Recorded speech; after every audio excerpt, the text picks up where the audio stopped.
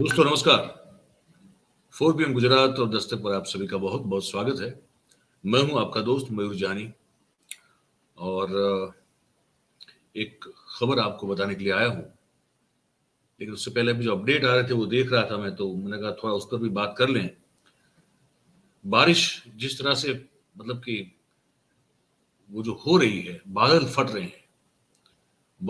रहे हैं और इस क्लाउड बर्स्ट कहते हैं, क्लाउड बर्स्ट जिसको कहते हैं वो हो रहा है। और समाचार मिल रहे हैं कि उत्तरकाशी में और कारगिल में भी और उत्तरकाशी में भी वो बादल फटा है और राजस्थान तक उसकी असर बहुत खतरनाक तरीके से देखी जा रही है, ये भी बताया जा रहा है। अभी मैं पूरा उसको पढ़ नहीं पाया। गुजरात में जो सौराष्ट्र का इलाका है वहां मेरी आज बात हो रही थी। मेरे एक मित्र हैं, अमरेली जिले में रहते हैं, संजय भाई नाम है उनका। उनसे मैं बात कर रहा था, मैंने कहा बहुत बारिश है, क्या हाल चाल है? बोले अब इतनी बारिश है कि जमीन जो है वो पानी जो बरसात का बारिश का जो हो रहा है उसको एब्जॉर्ब नहीं कर पा रही है। तो उन्होंने कहा मुझे कि कुछ ऐसे मुझे बात की तो मुझे बड़ा आश्चर्य हुआ। उन्होंने कहा कि जो कुएं हैं, वेल जिसको कहते हैं, है ना, बोले वहां से पानी बाहर आ रहा है। ये कहा मुझे, मुझे बड़ा आश्चर्य हुआ। पर वो कह रहे हैं कि ऐसा वहां हो रहा है। तो बारिश इस बार कुछ पता नहीं अलग ही मिजाज से जो है जहां भी गिर रही वहां आप समझ लीजिए कि फिर वो मतलब कि डिजास्ट्रस सिचुएशन खड़ी हो जाए उस तरह से गिर रही है। तो ये एक बात थी। मैंने आपको बताया था मेरे अगले इस पहले के वाले कार्यक्रम में कि मैं इस बार जो संसद का ये जो मॉनसून सेशन है उस मॉनसून सेशन में एक्चुअली क्या होने वाला है और ये क्यों बड़ा महत्वपूर्ण है, तो मैं बिजनेस ऑफ द हाउस जो है उसको आपको पूरा बताऊंगा। तो वो मैंने जो है वो निकाल कर रख दिया है, तो मैं आपको बताता हूँ। और मैं आगे बताना शुरू करूं इससे पहले आप सभी से मेरी गुजारिश है, आप अगर अभी से इस वीडियो के लिंक को शेयर करेंगे तो ये बात जानकारी जो है वो ज्यादा से ज्यादा लोगों तक हम पहुंचा पाएंगे, आप सबके सहयोग से, आप सबकी मदद से। तो अगर ये कर दें तो बहुत अच्छी बात है। तो देखिए अब ये है कि ये है मॉनसून सेशन, ठीक है। इसमें 31 बिल पास करवाने हैं सरकार को। और इस मॉनसून सेशन में जो शेड्यूल के हिसाब से अगर देखा जाए तो 17 जो है वो सेशन होने वाले हैं। 17 प्रतिदिन की बात करते हैं तो 17 बैठकें होंगी। ये 11 अगस्त तक चलेगा। और ये जो 31 बिल सरकार जो जिसको बिल तो समझते हैं ना आपके, वो जो कानून लाएंगी जिसको बिल कहते हैं, तो वो उनमें से 21 जो हैं वो नए हैं और 10 बिल जो है वो ऐसे है कि जो संसद में पहले प्रस्तुत हो चुके हैं और उस पर चर्चा होना बाकी है। और इसमें से महत्वपूर्ण सबसे ज्यादा जो बिल है जो कि ऑर्डिनेंस के तौर पे पास हुआ है और बिल के तौर पे अभी इस सत्र में जो पास किया जाएगा या तो करने के लिए रखा जाएगा, वो है दिल्ली की केजरीवाल सरकार की ओर जो ये एलजी की जो टसल चलती है, तो उसमें जो ऑर्डिनेंस पास कर दिया है केंद्र सरकार ने कि अफसरों की ट्रांसफर और उनकी पोस्टिंग, इसके संबंधित जो एक ऑर्डिनेंस पास किया है उसको बिल में तब्दील करना है। और इसके खिलाफ केजरीवाल और उनकी सरकार लगातार कैंपेन कर रहे हैं, सभी विपक्षों को अपने साथ जोड़ने की कोशिश में लगे हैं। और ये जो भी नया फ्रंट बना है इंडिया, उस फ्रंट में भी वो उसी शर्त पे शामिल हुए कि कांग्रेस उनको समर्थन करेगी। तो कांग्रेस ने हाँ बोल दी है। तो वो एक बहुत ही चर्चित, बहुत ही विवादास्पद मामला है जो भी इसी मॉनसून सत्र में उसको पारित करना चाहती है सरकार, ठीक है। तो कुल मिला के 23 दिन ये सत्र चलेगा और 23 दिन में 17 बार जो है सदन मिलेगा और नए बिल जो है मैंने कहा 21, ठीक है। अब 2019 से अब तक जितने भी मॉनसून सेशन हुए उसकी थोड़ी जानकारी दे दूं आपको। 2019 में जो सत्र हुआ था उसमें 30 बिल लाए गए थे, 30 बिल्स। 2020 में 27 बिल्स लाए गए थे। 2021 में 22 नए बिल्स लाए गए थे और 2022 में सिर्फ 5 नए कानून को पारित करने की बात की गई थी। तो एक तो मैंने कहा कि ये बड़ा जो बहुत ही कंट्रोवर्शियल है दिल्ली सरकार पर जो नकेल डालने की कोशिश करना चाहती है केंद्र की सरकार कि अब भाई देखिए 2023 की 19 मई को केंद्र सरकार ने वो ऑर्डिनेंस जिसको कहते हैं वो पारित कर दिया सुप्रीम के ऑर्डर के बाद, क्योंकि वो दिल्ली सरकार के फेवर में था। तो ऑर्डिनेंस पास कर दिया कि दिल्ली गवर्नमेंट जो केजरीवाल सरकार है उसमें अफसरों की ट्रांसफर पोस्टिंग से लेके जो भी होगा वो अब एलजी ही देखेंगे। तो इस पर बड़ा विवाद है, मैंने जैसे आपको बता दिया। तो अब इसलिए केंद्र सरकार जो है वो national capital civil service authority की रचना करेगी और उन्हीं के सत्ता के दायरे में दिल्ली के मुख्यमंत्री, मुख्य सचिव और मुख्य गृह सचिव भी होंगे। ये इस तरह का कानून पारित करने का केंद्र सरकार की उनकी मंशा है, ये बता दिया। जैसे मैंने कहा विपक्ष इसको लेकर खिलाफ है, केजरीवाल के साथ खड़ा हुआ है और ये सब जो है अब इसी मुद्दे पर मिलकर विरोध करेंगे।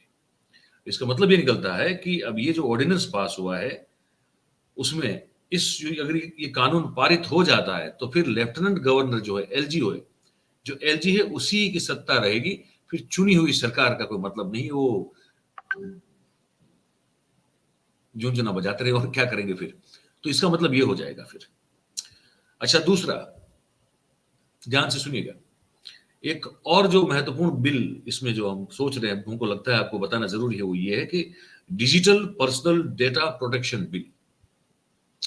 हम लोग जो डिजिटल हमारी प्रिंट छोड़ते हैं उसको एक डेटा है, तो वो जो पर्सनल डेटा हमारा है उसके प्रोटेक्शन को लेकर एक बिल है। तो ये इस मॉनसून सत्र में इस बिल को पेश किया जाना है।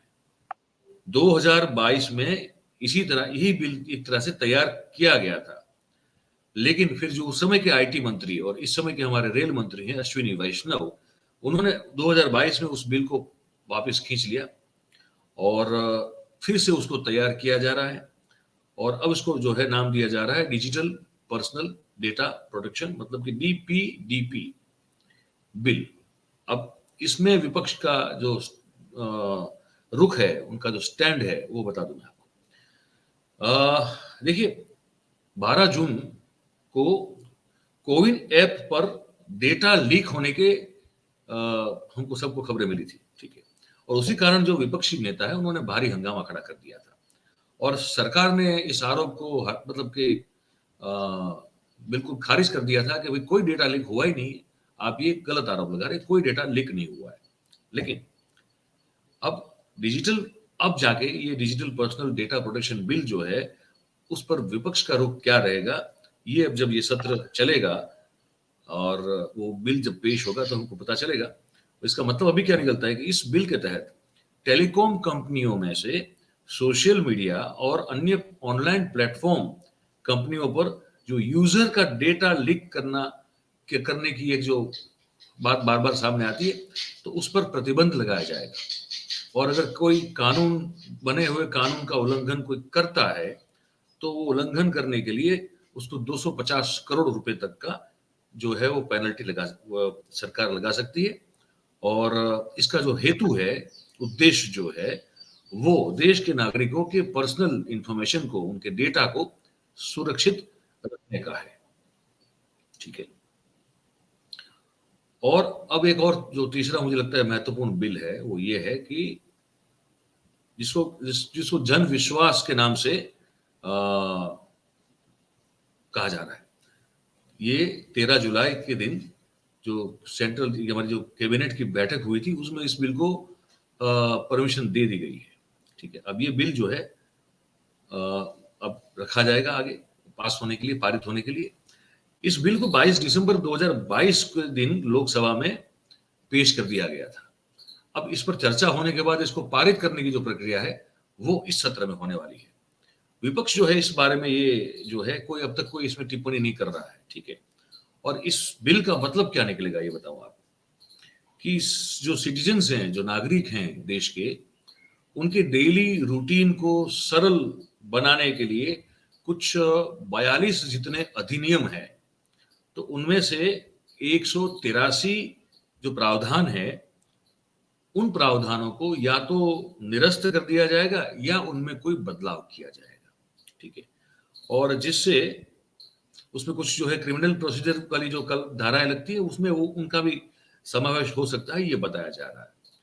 तो कुछ अभी जो है चाहे कुछ ऐसी धाराएँ हो जो कि आपको क्रिमिनल की श्रेणी में रख देती हो सकता है कि उसको हटा दिया जाए ताकि फिर आप जो हैं वो छोटी-छोटी अव्यवस्थाओं के चलते आप गुनाहगार के तौर पर कटघरे में खड़े आपको न रहना पड़े कटघरे में, ये हो सकता है, ऐसा बताया जा रहा है, ठीक है?